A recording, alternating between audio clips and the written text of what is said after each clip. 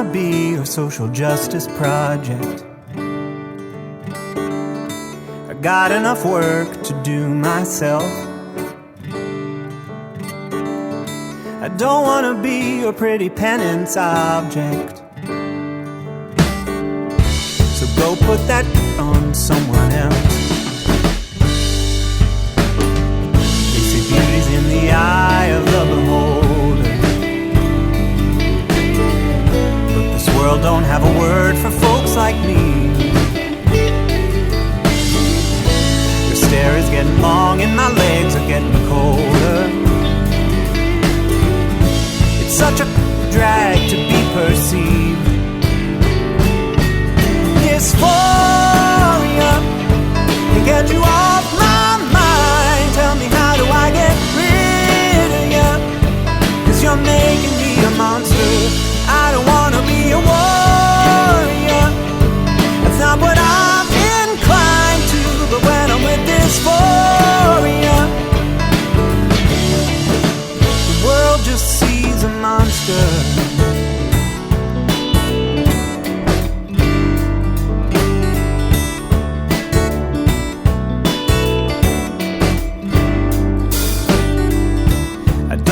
Fill up your diversity quota. Not interested much in being brave. Got enough good intentions here to tide me over. So let's leave this road to hell unpaved. They say beauty's in the eye of the beholder, but this world don't have a word for folks like me. Your stare is getting long and my legs are getting colder. It's such a drag to be perceived. Dysphoria can get you off my mind. Tell me, how do I get rid of you? 'Cause you're making me a monster. I don't wanna be a warrior. It's not what I'm inclined to. But when I'm with dysphoria, the world just sees a monster.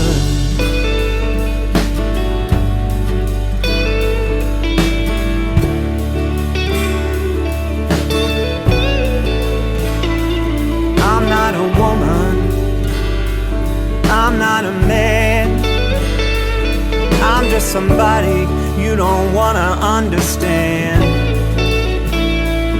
I'm not your devil, I am not your friend. I'm just something that you'll never ever comprehend. Dysphoria can get you off my mind. Tell me, how do I get rid of you? 'Cause you're making me a monster. I don't wanna be a warrior. That's not what I'm inclined to. But when I'm with dysphoria, the world just sees a monster. The world just sees a monster.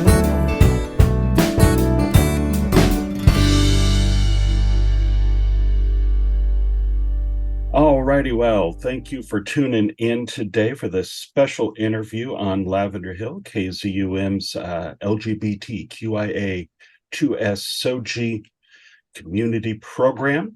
Today I have a special guest. We just heard one of their songs. That was Dysphoria off of their upcoming release of Renovations. Almost got the title wrong there. That happens every once in a while with me. And we are going to be talking with Jessye DeSilva. Thanks to Twyla for introducing us and getting some music my way. Good morning, Jessye. How are you doing today?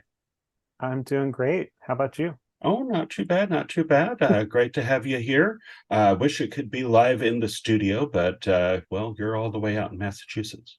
Yeah, I'm in a different time zone, so Different time zone and halfway across the country. yeah. But would you like to tell our listeners a little bit about yourself? Sure, yeah. I am a non-binary queer person, singer-songwriter. I am a teacher by day. I teach singing at Boston Conservatory at Berkeley, and I write. I guess I would call it alt Americana music. It's sort of a, for me like a cross between like alt rock and Americana country folk stuff. Mm. And Yeah, I'm really passionate about talking about things like gender identity, religious trauma, queer community, mental health, all those fun things in my music. All those fun things, all those important things to be Yeah, talking about, especially this day and age with the community. yeah, yeah, yeah. Everything that's I going wish on it. politically, and Yeah, we I don't wish have it to go there. wasn't so relevant in a way, but yeah. Yeah, sadly, it is very relevant. I'm going to be doing an interview series on one of my other shows for most of the month of July, possibly into August, with a bunch of musicians who put together a compilation CD Hmm. for reproductive rights, Yeah. since this weekend is the 1 year anniversary of the Oh my. overturning of Roe v. Wade. Yeah. Wow. 1 year. Yep, That's wild. 1 year ago Saturday. Yeah. All righty. Well, we're not going to dwell on that. We're going to dwell on your music. I had the opportunity to listen to the entire album. Thank you.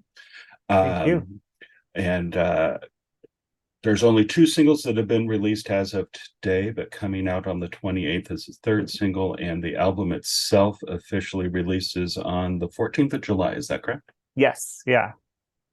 Okay, so yeah, we heard Dysphoria to start out with, and we'll be ending with Proud and Lonely.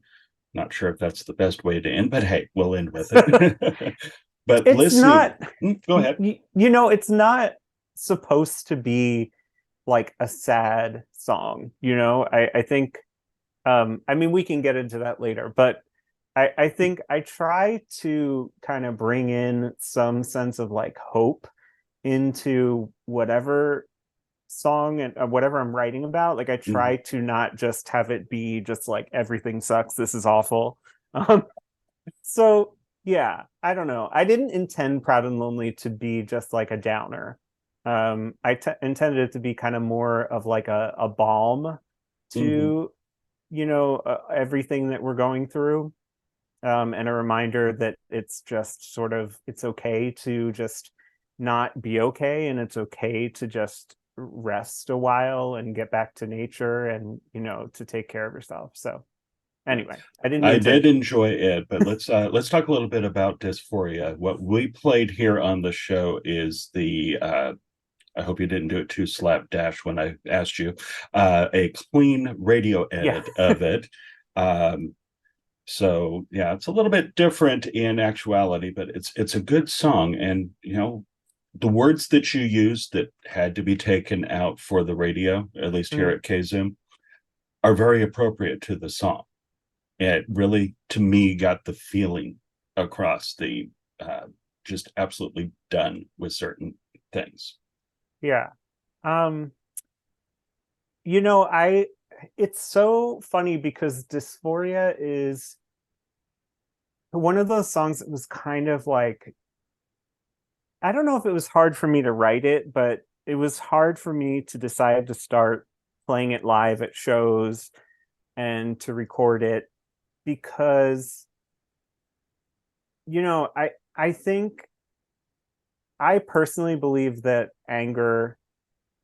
there are righteous reasons to be angry, but I think I've also spent my whole life as a queer person, kind of being told that I was too much and being told to kind of, you know, be friendlier, be kinder, like why is everyone so angry? Like, that doesn't solve anything. So I think there was sort of this trauma of like not wanting to like just throw all that anger out in people's faces in a song, which is wild to me because so many of my favorite artists, you know, write very sort of strong, angry, passionate music. But yeah, it was sort of like my thing I had to work through. So Mm. and sometimes even when I play it live, like in certain settings, I'm just kind of like I feel like I get a little apologetic about the language and stuff. I'm not a prude, I promise, but yeah. So I did when I decided to make that a single, I was talking with my publicist about it, and she really, it was her favorite one on the record, and she was like, you know, if we're going to release a single during Pride Week or Pride Month, it should be this. And I was like, are you sure, like with the language? And she was like, don't worry about that, like, yeah. Don't worry about that. So I only asked for a clean version so that I could include it here on yeah, KZUM. I As, appreciate it. um, I enjoyed the song, felt the power and the anger behind it, but also felt the need, and the it kind of releases some of that frustration. Mhm. And with other people listening to it during Pride Month, it definitely helps. I mean, we do have, pardon, my phone likes to talk to us. We do have all kinds of issues going on, no matter what part of the country we're in, no matter what part of the world we're in, Yeah. that we need to just release some of that frustration. And doing it through song is a lot healthier than some other ways that could be done. But we also have to remember the first Pride was a riot. Yeah. Yeah. Yeah. I mean, I think you said it all really perfectly. That, you know, I think that was in, you know, in my that was on my mind when I was writing it. And I think also I again, like you said, it's got a sense of release. And I think I I didn't want it to come across as just, I don't know, like self-indulgent anger. Like I wanted it to also feel a little like empowering as well. Mhm. Not just a release, but also like a like I'm gonna own these things that are different about me, and I'm gonna not apologize for them anymore. That's that sort of feeling is definitely present in the song for me. So I'm glad that it comes across that way. Oh, having listened to the entire album, there's a couple of other songs that haven't been released yet that will be coming out on July 14th when the album comes out, that kind of resonated with me on a personal level. Sundays is one of them, and I know we're not going to Mhm. be able to play it today, but I'll play some more the weekend that the album comes out so people can hear it. Thank you. But Sundays resonated with me, even though I grew up Seventh-day Adventist, so we went to church on Saturdays. But Mm, being a preacher's kid, yeah. I could, it definitely made a connection there for me. And was wondering a little bit about why you chose to write that song and include it on this album. Um, I mean, so I wrote that song that as far as what's on the album, that was probably one of the earlier songs. Um, I had thought about releasing it before I made this album as like a single. Mhm. Um, and but then as we started to get into the album, it started to feel like it fit with the rest of it. Because the more I started to kind of bring these songs together, the more I realized that it's not. I think that I think that for me, sometimes I I believe that anyone can get something out of anyone's story, even if it's not their specific story. Mhm. And I think that sometimes I have this desire to make my music seem universal and to sort of not downplay the queerness at all, but to just sort of like be like, oh, this album is about like the human experience, and it is. But the closer we got to kind of like releasing it, everything was happening when I was doing the crowdfunding. A lot of stuff was beginning to happen in Tennessee with the drag bans and the bans on gender affirming care. And I think I just sort of had this come to Jesus moment, no pun intended, since the song is a little bit about faith, um, where I was just like, no, this isn't this isn't a universal album. This is for my community. This is for trans folks and queer folks, because we need an outlet and a release for what we're going through right now, and we need visibility. And so that song in particular is really about the loneliness and the alienation I felt as a queer child, growing up in the church, as you know, and really like a preacher's kid, as I'm sure you know, it's like it's a sort of like public, in a way, political position that like you didn't ask for because Mhm. you're just a child. And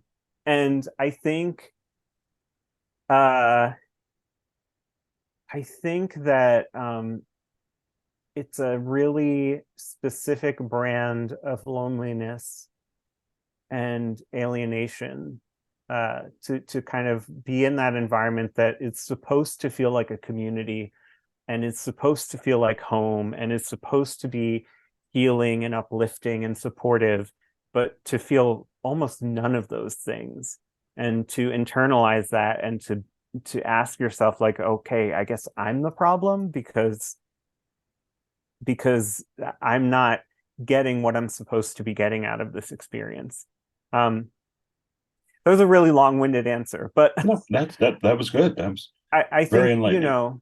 so much of the legislation that is being proposed and passed, um, is being, I think that political parties are using religion to galvanize voters and to gain power. And so I think that so much of this is being done in the guise of faith.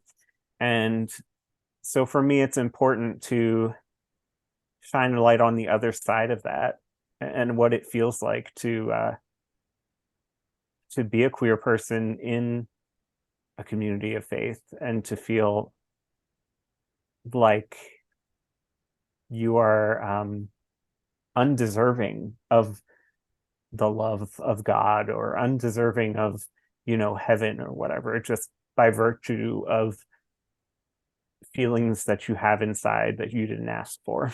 Mhm. Yeah. Yeah, that was one of the things I really appreciated about our local Pride Festival, is that we had like half a dozen different churches that were represented in the parade and at the festival itself. Yeah. So, I may be here in one of the reddest states of the Midwest, Hmm. but the Lincoln community is definitely more of a purple than it is of Hmm. a red. Very much more open and embracing than what I grew up with. Hmm. I have, moved on to other forms of spirituality, but I still can appreciate those people who desire to go to a church Yeah, same. and find that home, find that community. And kind of a segue, not the best segue, I'll admit, but making changes kind of seems to be a little bit of a theme because, well, the album title being Renovations. Yeah.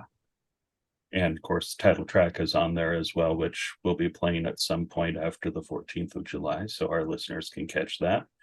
But why Renovations for the album?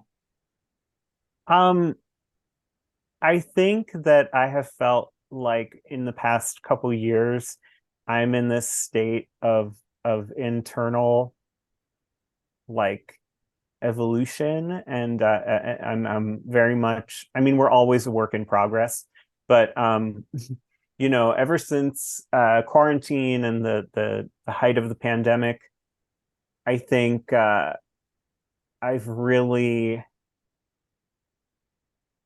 been trying to do really difficult work with my therapist, um, about kind of just reconciling, like, who am I, and who do I want to be, and can I separate that from how I think I'm being perceived or how I am being perceived? And, I think this has maybe more literal ramifications when we're talking about like gender identity and gender dysphoria, and feeling like how you're being perceived in your body is at odds with how you feel inside. But I think for me, it's even beyond that. It touches on so many other issues of identity. And I think when I started to put the album together, I mean, so that's a lot of what Renovations, the title track, is about. It's about it's another song that's kind of about gender dysphoria and feeling like feeling like I can't own my gender and express my gender, through clothing or makeup or whatever until I look a certain way or fit a certain, body type or whatever. But when I started to cobble the record together, I started to realize that a lot of it is also about societal change and for better or for worse, and trying to kind of make a better world. So it's sort of this dichotomy between like trying to make a better internal world for myself and also trying to help make a better external world for my community and my chosen family. So yeah, I hope that answers your question.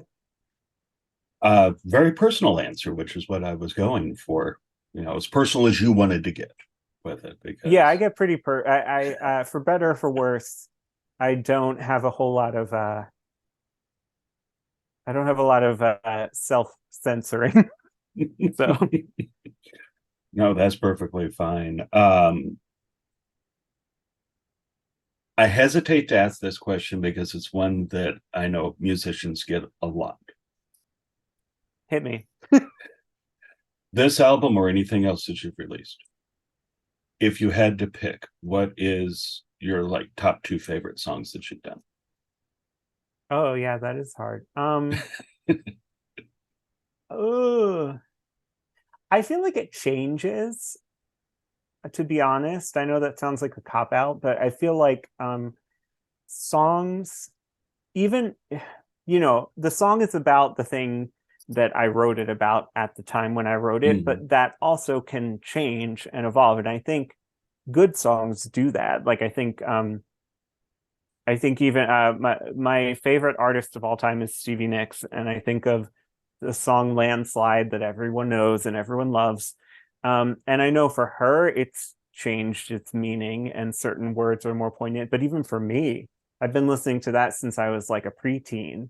And then I sang it for my high school graduation. And then I sang it at a performance after I got divorced from my first partner. And so I'm getting into a tangent, but I think that the meaning changes based on where I'm at. And so I think sometimes I go back to a song from like albums ago and I start playing it live again because it just feels really pertinent. There's a song on my last album, Landscapes, called Throne, that I have been kind of rediscovering. I sort of like forgot about it and like stopped playing it at concerts, and I rediscovered it and I was just like, oh, this is a good song. Like, and it has some of my favorite lyrics that I've written. And, it's sort of about feeling like you're thrust in, feeling like life is happening to you. But trying to sort of, the cliche, I think I even use it in the song, the cliche of like trying to blossom where you're planted, trying to sort of like make what you can out of where you're at. So that's currently one of my favorites. I'm trying to think of, because honestly, from the new album, like right now, they're all my favorites because I'm just so excited for people to hear them. The one that is coming out this Wednesday is another one of my current favorites. Firecracker is it's another one of those songs like Dysphoria where I was like, I made it a point to really say the thing like unabashedly with strength, and to like make it a big loud rocker, and to just be loud and in your face, which is, like I said, sometimes hard for me. So Firecracker is about it's about taking the things about me that when I was younger I thought were negatives, like femininity and gentleness and sensitivity and emotional uh emotional availability, or whatever you want to call it, and seeing how those things are actually superpowers, and how they're actually like really signs of strength, not of weakness. And it was inspired a lot by artists like Stevie Nicks and like Florence Welch from Florence and the Machine. I think the two of them do this beautiful thing where they take femininity, even in a visual sense, with their clothing and their appearance, and they take feminine tropes and things, and then juxtapose it with this like hard, rocking, strong-willed music, and that was kind of something I wanted to bring to that. And I can hear it when I listen to it. That's for sure. It's funny you should mention Stevie Nicks twice. She's one of my favorites, of course. And I love listening to Florence and the Machine. Need to get more music from Florence. Florence is like I call Florence like the millennial Stevie Nicks, because I mean I think she's talked about Stevie Nicks being an influence, so I don't think I'm making this up, but like it's obvious when you like look at her and you watch her twirling on stage with her chiffon and her long hair and all that stuff. It's like there would be no Florence, like Stevie Nicks walked so Florence Welch could run, or whatever cliche you want to use. Yeah, that works. So I'm really drawn to both of their music and their whole sort of mythology and ethos and rock star persona. Yeah.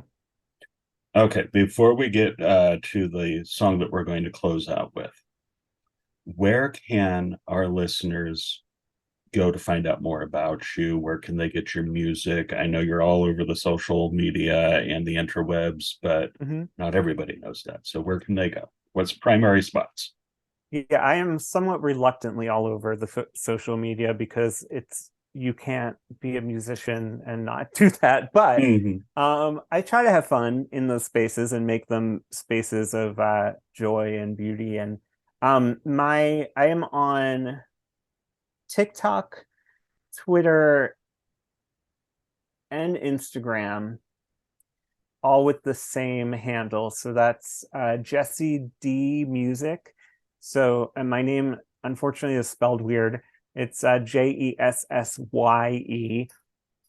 like the opera singer Jesse Norman, if anyone likes opera. So it's Jessye D as in DeSilva Music.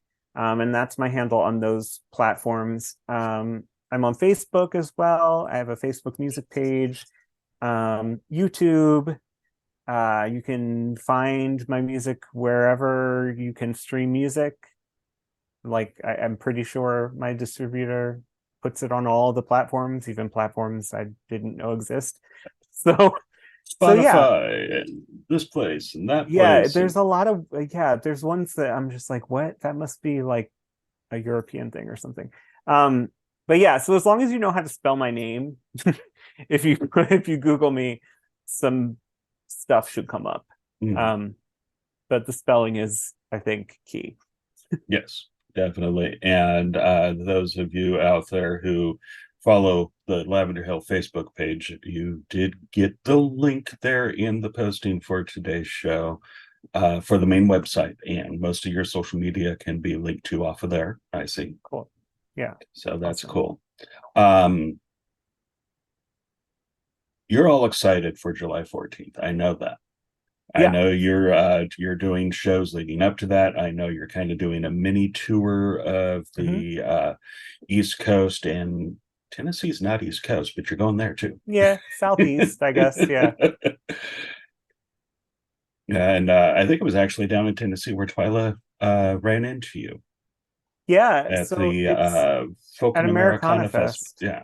We actually, it's so wild. We were standing outside the hotel where the conference was taking place, and we were both thinking about getting an Uber to our respective places.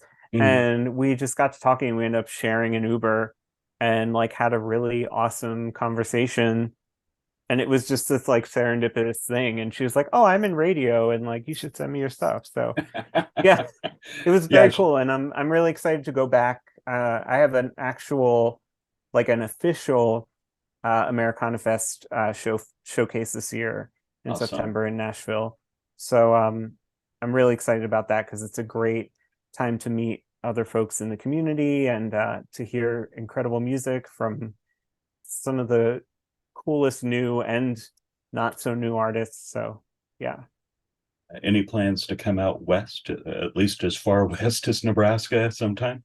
I don't have I don't have any like immediate plans, but I have enough people online kind of asking me that it's on my radar for figuring out how to make it happen. Okay. I am a completely independent artist right now. I don't have a label, and I don't have a manager, and I do my own booking. Uh so yeah, so touring is quite an undertaking, but Mhm. I definitely want to. I've started to kind of like think about some places out there, and I have friends who played some places out west as well, which is always a great way to learn about where the queer friendly venues are and stuff like that. So, yeah, I mean, stay tuned. I wish I had a better answer for you, but but hopefully, yeah. Yeah, well, hopefully. I've enjoyed what I have heard and looking forward to more coming out of you. And Thanks. this morning when I was browsing around to find some stuff, I'm like, ooh, there's an article that you wrote that I need to read. Yeah, yeah, I just wrote it. Yeah, Uh, for Atwood magazine. mhm. They have a series during June where they ask queer identifying musicians and artists to like write a little essay basically there's no prompts. They were just like write something about your identity and your music for Pride Month. So I actually wrote it was kind of inspired by Firecracker, which is the song that's coming out this coming week. So yeah, a lot of what I talked about is probably in there, but I probably wrote it a little more like poetically and articulately. Articulately. Yeah. Yeah, that works. Yeah. All right. So tell us a little bit more about dysphoria before we let you go. Dysphoria or Proud and Lonely? Proud and Are we Lonely. I'm close? sorry. Yes, we That's all open right. with dysphoria. Woo! I'm going to open and close with the same song. No, Proud and Lonely. I mean, you could if you wanted to. Yeah. Yeah, so Proud and Lonely, it so a lot of the songs on the album were co-written with my best friend Alex Calabrese, and he plays acoustic guitar on the album, and he also sings harmony vocals on it, including on Proud and Lonely. Um, and we started writing together during the pandemic, during quarantine over Zoom. We would get together and try to co-write, spend a couple hours and write a song. Mhm.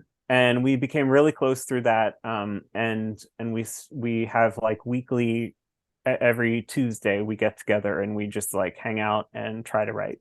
And day I, excuse me, one day I forgot to bring my keyboard. Um, and so we were sitting on his couch and he had his acoustic guitar and he played this little riff, this little and so that was the beginning of Proud and Lonely. And it felt so special and intimate. Um, when we just kind of wrote it, just two voices and a guitar on a couch, that when we went to produce it for the album, I didn't really want to add a whole bunch of stuff because I felt like that intimacy was really special. So, and I think I talked a little bit at the beginning of the interview about, the fact that yes, it's a ballad. Yes, it's quiet. Yes, the title is Proud and Lonely. But I don't think it is a sad song. I think it's supposed to, at least my intention was that it would be a song that would be kind of soothing and reassuring to anyone, but particularly to the queer community, and all, a sort of bit of a respite from the fight that we feel like we're fighting almost every day now these days. Mm-hmm. And just a reminder to just take some time to just rest and take some time to disconnect for yourself and to be gentle with yourself. Yeah. I think that well describes the song, and I'm looking forward to my listeners hearing it and giving me some feedback. Literally just have a couple of minutes left here. Anything else you would like to say before we close up? I feel whenever someone asks that, I'm like, oh, it's like the pressure's on. I should have something. I can follow on social media. Oh yeah. So yes. So definitely like and follow on social media at Jessye D Music. And follow on your preferred streaming platform, whether that's Spotify or iTunes or I don't know what else is out there, Tidal. All of those trying things. to remember that one. I used to work for a company that was their recommended streaming music software on their phones. Tidal. Yeah, they have it they works. have It's apparently good. the best sound quality, I've been told. Yeah, and they also pay the artists get the biggest share per stream from them. Not that I'm trying to endorse one particular platform. No, you're just trying to get a little bit more, as you deserve, out of each stream. Yeah. I mean, but I'm on Spotify too, even though they pay us, hundreds of a penny. But yeah, so anywhere you can stream music, you should be able to find me. So and when those platforms have like a follow option, it's really helpful if you follow me as an artist. So then when the album drops or the new single drops, it'll just get put into your I guess like recommended streaming songs. So yeah, so follow me. All right, well, it's been fun. Thank you for coming on the show. Looking forward to being able to play the entire album for our listeners here and there, track there, track here, that thank you, can be aired. Yeah, I think there's really only one with the language, and you have the clean version. So if I recall, that's about right. Yeah. And of course, keep in touch. Looking forward to more stuff coming from you. And I don't know, but I think Twyla's planning on going to the Folk and Americana Festival again this year. So maybe you two can share an Uber again. Yeah, I'm sure we will. All right. Well, again, thank you, Jessye, for coming on. It's been great. Thank you for being part of the Lavender Hill family today. Thank you. Thank you so much.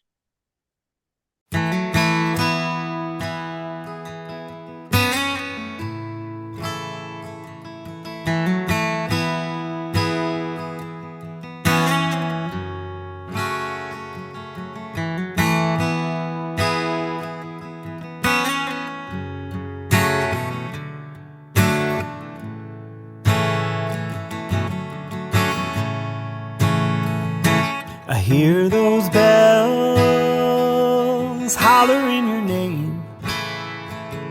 Cold dark hills call for rain.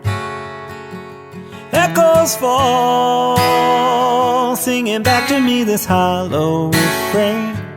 Proud and lonely.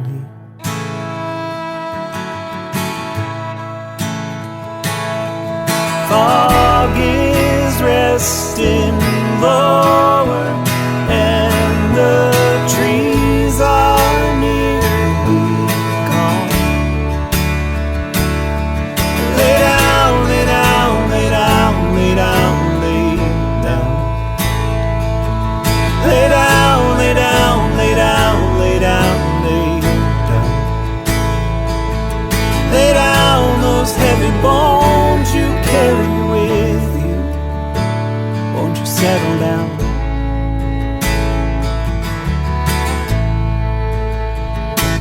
Twilight woods, quiet as a graveyard. Well-worn paths haven't been the same. Strangling vines cover where I carved my name. Proud and lonely.